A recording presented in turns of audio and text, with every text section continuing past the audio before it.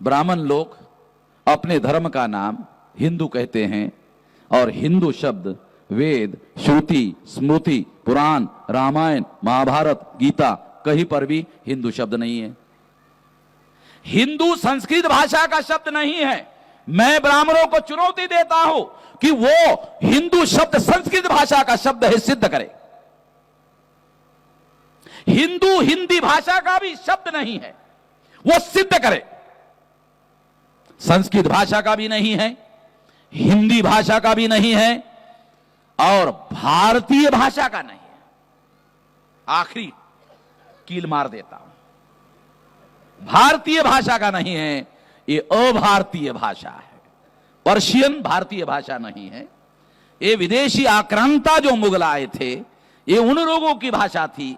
उन्होंने राजकाज में पर्शियन भाषा का उपयोग किया और पर्शियन भाषा का शब्द है हिंदू।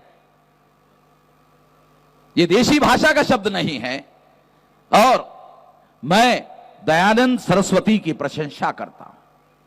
दयानंद सरस्वती महान थे, सही थे, सच बोलते थे, सच लिखते थे कि हिंदू शब्द हमें मंजूर नहीं है, ये मुगलों की दी हुई गाली है, हमें ये शब्द मंजूर नहीं है, ऐसा दयानंद सरस्वती कहते थे। बाल गंगाधर तिलक के पहले सबसे बड़ा ब्राह्मण अगर कोई हुआ है तो दयानंद सरस्वती हुआ है, और ये सच बोलने वाला ब्राह्मण था। इसके बाद कोई ब्राह्मण सच बोलता हुआ दिखाई नहीं दिया, क्योंकि दयानंद सरस्वती ने सत्यार्थ प्रकाश में हम मूल निवासियों को और बहुत सारे लोगों को बहुत सारी गालियां दी। इसलिए मैं कहता हूं सच बोलते हैं, इसलिए कहता हूं सच बोलते हैं, उसके सच की प्रशंसा करनी चाहिए। उसने लिखा कि हिंदू जो शब्द है हमें स्वीकार्य नहीं है, ये मुगलों की दी हुई गाली है, ये गाली हमें मंजूर नहीं, ऐसा वो खुद कहते हैं। इसलिए साथियों, एक तो ये हिंदू शब्द जो है इस रेफरेंस में हम लोगों को समझाने के लिए बता रहा हूं। दूसरी बात, ब्राह्मण धर्म, जिस धर्म का नाम वैदिक धर्म, सनातन धर्म, ब्राह्मण धर्म, श्रुति धर्म, स्मृति धर्म, यह शब्द कहा जा सकता है। ब्राह्मणों के धर्म के लिए ब्राह्मण धर्म, वर्ण धर्म, श्रुति धर्म, स्मृति धर्म, ऐसा शब्द प्रयोग कहा जा सकता है। इनको दस्तावेजी प्रमाणित किया जा सकता है। तो अगर इसका नाम हम चर्चा के लिए स्वीकार करें कि यह वैदिक धर्म है, तो कोई एससी एसटी ओबीसी का आदमी हम वैदिक धर्म के हैं किस आधार पर कहेगा? अगर कोई इसे ब्राह्मण धर्म कहे तो SC ST OBC Kunbi Maratha का जो आदमी है वो किस आधार पर कहे कि हम ब्राह्मण धर्म के हैं? मुश्किल की बात है। ब्राह्मणों ने इस बात को समझने की कोशिश की और यह समझने की एक वजह हुई, और सबसे बड़ी वजह हुई वो है एडल्ट फ्रेंचाइज इंग्लैंड में लागू हुआ, प्रौढ़ मताधिकार लागू हुआ। तो ब्राह्मणों ने सोचा आज नहीं तो कल, कल नहीं तो परसों, भारत ब्रिटिश इंडिया है और ब्रिटिश इंडिया है तो ब्रिटेन में जो भी कानून बनेगा आज नहीं तो कल भारत में लागू हो जाएगा, तो भारत में भी एडल्ट फ्रेंचाइज लागू हो जाएगा, प्रौढ़ मताधिकार लागू हो जाएगा। अगर हर 21 साल के व्यक्ति को भारत में वोट का अधिकार मिलेगा, जिन लोगों को हमने थम्सअप बनाया, थम्सअप समझते हो? कोल्ड ड्रिंक नहीं, आप समझते होंगे थम्सअप का मतलब कोल्ड ड्रिंक है। कोल्ड ड्रिंक नहीं, थम्सअप का मतलब है अंगूठा टेक। ब्राह्मणों ने हम लोगों को अंगूठा टेक बनाया था। अब ये जो अंगूठा टेक जिनको बनाया था साजिश के तहत, उन लोगों को वोट का अधिकार मिलेगा। हर 21 साल के व्यक्ति को वोट का अधिकार मिलेगा और वो अपने चुनाव क्षेत्र में विधानसभा और लोकसभा में उसके वोटों के आधार पर एमएलए और एमपी चुना जाएगा। इतना पावरफुल अधिकार जिसके बारे में कभी कोई कांग्रेस के अधिवेशन में रेजोल्यूशन पास नहीं हुआ। गांधी जी ने बहुत सारे सत्याग्रह किए, मगर एडल्ट फ्रेंचाइज लागू होना चाहिए, इसके लिए गांधी ने अपने जीवन में कभी कोई सत्याग्रह नहीं किया, कभी कोई आंदोलन नहीं किया, कभी कोई जेल भरो आंदोलन नहीं किया, कभी कोई गांधी ने उपवास नहीं किया अंग्रेजों के विरोध में कि भारत में प्रौढ़ मताधिकार लागू किया जाए। बल्कि गांधी ने राउंड टेबल कॉन्फ्रेंस में जो भाषण दिया, मेरे पास रिकॉर्ड है, उसमें उन्होंने कहा संस्थानिक प्रजा को, 650 संस्थानिक थे, संस्थानिक राजा थे, उनके बारे में गांधी ने भाषण में कहा कि संस्थान में रहने वाली प्रजा को वोट का अधिकार दिया जाना चाहिए या नहीं दिया जाना चाहिए, ये निर्णय करने का अधिकार संस्थानिक राजाओं को दिया जाना चाहिए। बाबा साहब आंबेडकर खड़े हो गए और कहा संस्थानिक राजा प्रजा के मालिक नहीं है और संस्थानिक प्रजा को भी वोट का अधिकार प्रौढ़ मताधिकार के आधार पर मिलना चाहिए। गांधी का प्रतिवाद राउंड टेबल कॉन्फ्रेंस में ऑन रिकॉर्ड, सारी चीजें हैं, सारी चीजें रिकॉर्ड में। अंग्रेजों ने वो दस्तावेज वहां सुरक्षित रखा हुआ है, क्योंकि ब्राह्मणों की एक आदत है, जो दस्तावेज उनके विरोध में होता है वो दस्तावेज वो गायब करते हैं। ऐसा ब्राह्मणों का इतिहास है, मेरे पास में इसके भी बहुत सारे सबूत है, मगर ये कोई सब्जेक्ट नहीं है जिस पर इस विषय पर बात किया जाए। तो मैं अंग्रेजों का भी धन्यवाद देता हूं कि उन्होंने ब्राह्मणों के बदमाशी के दस्तावेज वहां सुरक्षित रखे और उसके लिए एयर कंडीशन बना के रखा, उसके लिए धन्यवाद। ये कागज खराब नहीं होने चाहिए, उसके लिए एयर कंडीशन रखा। मैं जाके देख के आया। अगर किसी के पास पैसे की हिम्मत है तो वो भी जाके देख ले, जो मैं कह रहा हूं, वेरीफाई कर ले। यहां हम लोगों को रहने के लिए घर नहीं है, वहां भारत के पत्थर रहते हैं और पत्थरों के लिए एयर कंडीशन है। जिन पत्थरों पर लिखा हुआ है, शिलालेख जो है उस पर लिखा हुआ है, वो पत्थर वहां पर है और उसके लिए एयर कंडीशन लगा हुआ है।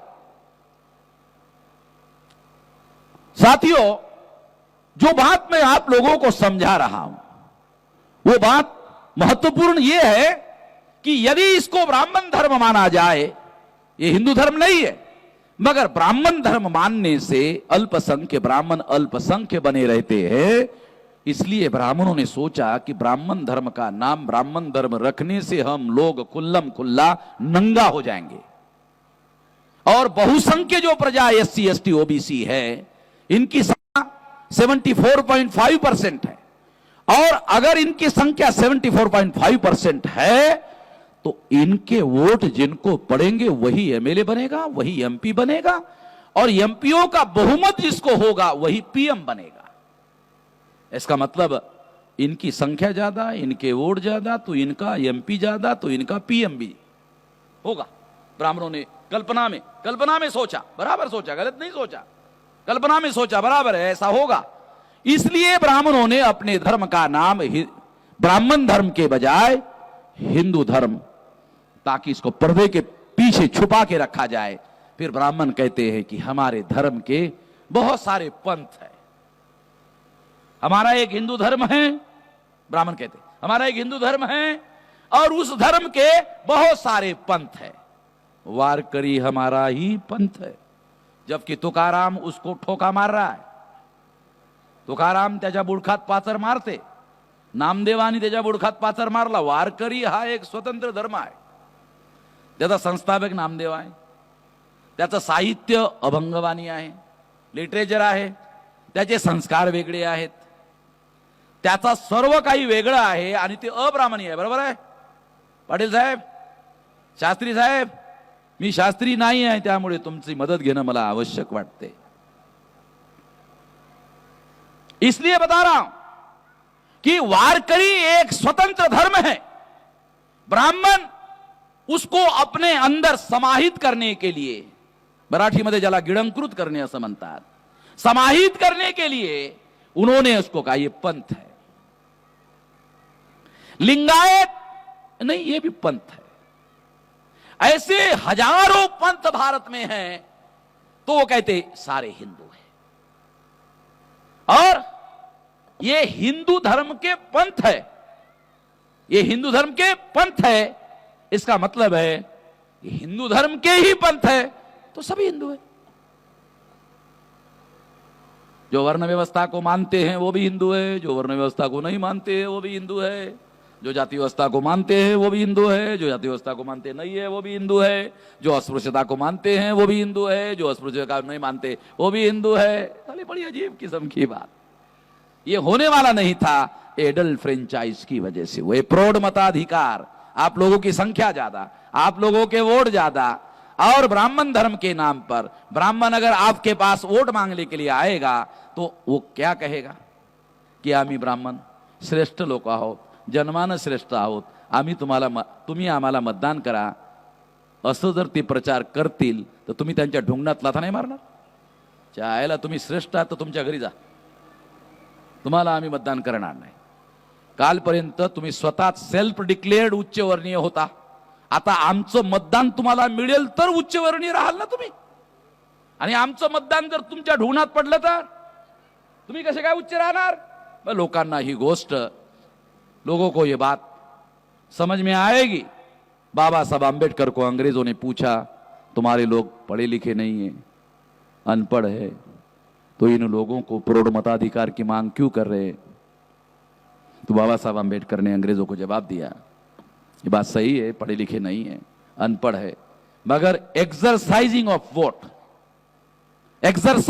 वोट, बार बार वोट देने से उनकी दिमाग घिस जाएगा, उनको भी अकल आएगी किसको वोट देना चाहिए, किसको नहीं देना चाहिए. Exercising of vote, on record बातें बता रहा हूं.